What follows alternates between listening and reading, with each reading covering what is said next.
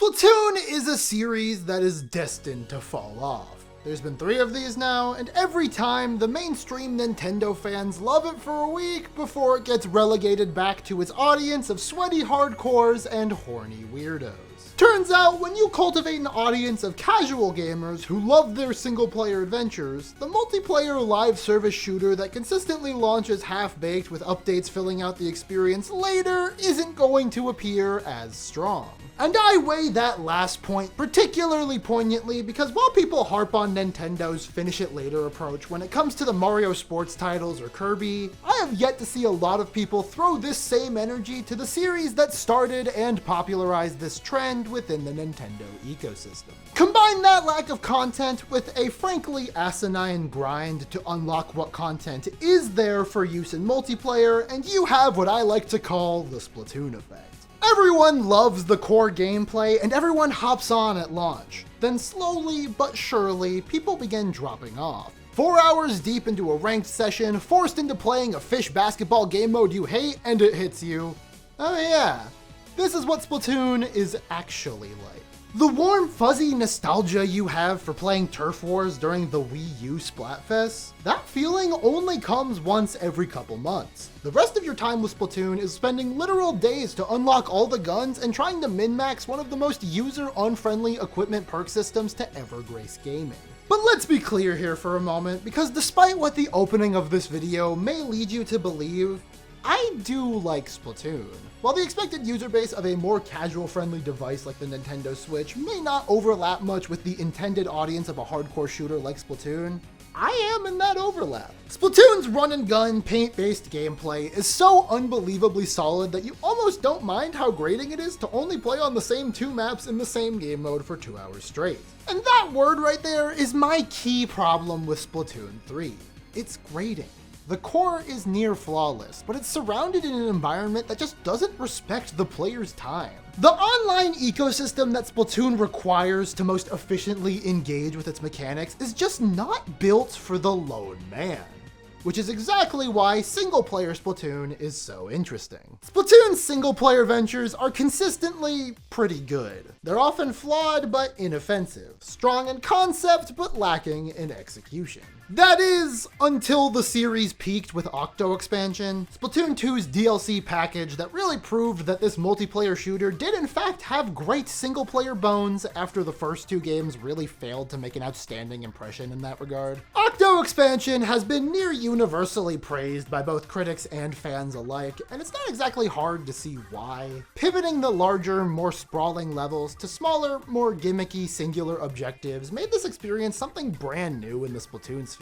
Not to mention, when it came out, Octo Expansion was a moment. It's hard to describe now, but this singular piece of content sent ripples throughout the community. Not only was this our first taste of deeper lore for our new idols Pearl and Marina that had spent the entirety of the game's lifespan up until that point taking over the internet, but it also blew the lid off of a long-time Splatoon fan request, finally letting the Octolings be playable. People don't remember this as well nowadays, but as soon as they revealed this design, there was a large community absolutely frothing at the mouth for them to be playable. And Octo Expansion was that moment of deliverance. It created a peak so high that the series, even now, well into the 3rd game's 7th season of content, hasn't really had since. The 3rd game's story mode, while excellent in its own right, is undeniably far less exciting than Octo Expansion, giving us a deeper look at some long-time speculated Splatoon lore. But as far as gameplay goes, it's just more of what Octo Expansion brought to the table. It's like Spider-Man 2 for the PS5.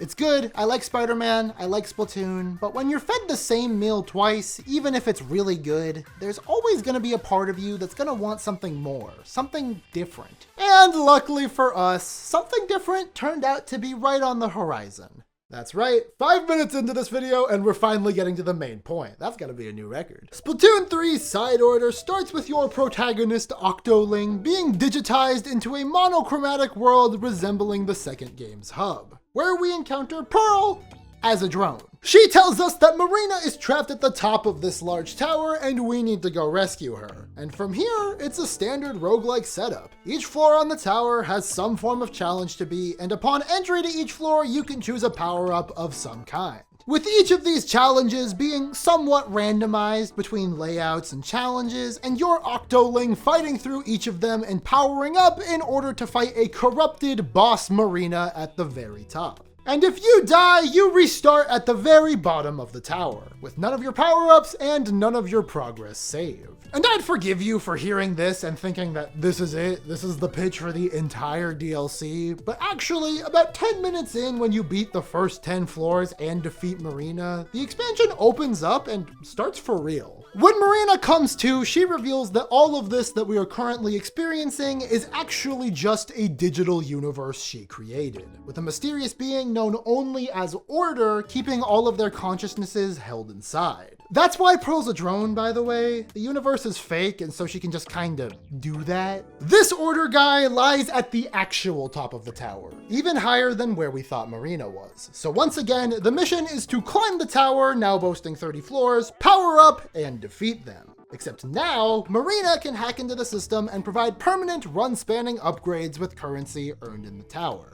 And I am obsessed with this. Splatoon in a roguelike format is such a perfect marriage of ideas. We all love Splatoon's core, and enshrining it in a gameplay style that is specifically designed to always keep things fresh is a genius decision. Splatoon's online is one that is often defined by monotony, doing a lot of the same thing in the same place. And I love that they specifically invert that to make this experience into a series of mini challenges that can each be completed in under a minute. It's a bit of a backhanded compliment, but Splatoon is so much more engaging when you're microdosing on it like this instead of putting hours into the grind. And with each floor giving out upgrades in the form of these color chips, certain weapons having their own specific chips, and the hack upgrades altering things as you get more geared up, it's nigh impossible for any two runs to feel too similar to one another. There's a forward momentum to the whole experience that I really appreciate. You're always building towards something. A more powerful character, more currency to spend on upgrades, or unlocks for items in the main game. It creates an environment where even if you die and don't fully complete the run, there's still progress being made. I am in love with Side Order. It hits all of the notes of a great roguelike. There's plenty of variety, it has that typical Splatoon presentation that we've all come to know and love, and it's so easy to just break in half and stomp through everything. Personally, I love putting all of my points into the Pearl drone. With her accompanying you throughout the tower, you can get a variety of different abilities for her and upgrades that make those abilities happen shockingly quickly. It makes the screen completely unreadable, but guarantees that what you do end up seeing is going to be your color. It does make the experience a little less challenging than your average outing with either Splatoon or other roguelikes, but after so many hours logged in ranked lobbies, I really don't mind the power trip. Especially as you get deeper into the experience trying to unlock some of the more late game items, the combination of you getting more upgrades and the enhanced knowledge you get of the in-game maps makes this experience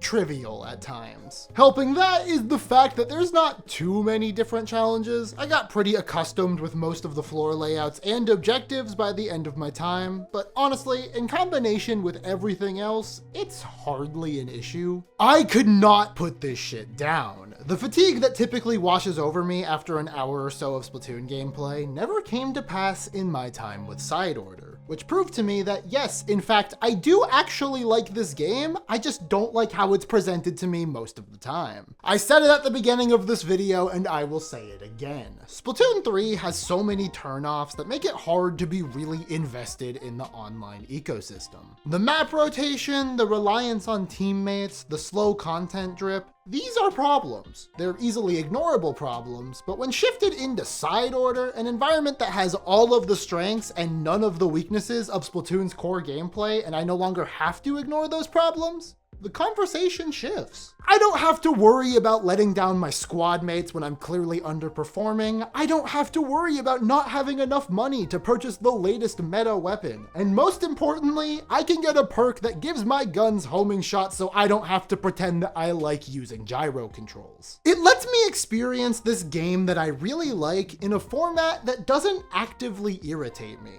And frankly, that is a gift. And combine that with the variation and replayability of a roguelike format, as well as the lore dumps from arguably the most popular characters in the game, and to me, you have probably the most appealing content to ever come out of the Splatoon series. Listen, I'll keep it real with you. I had reservations about paying for an expansion for a game that I thought kind of delivered below expectations at release. Even more so after part 1 of that expansion was a glorified menu reskin constructed from old assets repackaged as new content. But to be completely honest, I was blown away. Not only did Splatoon 3's Side Order deliver on the visual concepts that I found so engaging at the end of Splatoon 2's run, but it also delivered, in my opinion, better moment-to-moment gameplay than anything else in the series. And strangely enough, it actually kinda wraps up Splatoon as a series in a nice little bow. I won't talk spoilers or anything, but after everything that was established and talked about in the story mode for Splatoon 3 base, the only questions remaining really were about Off the Hook,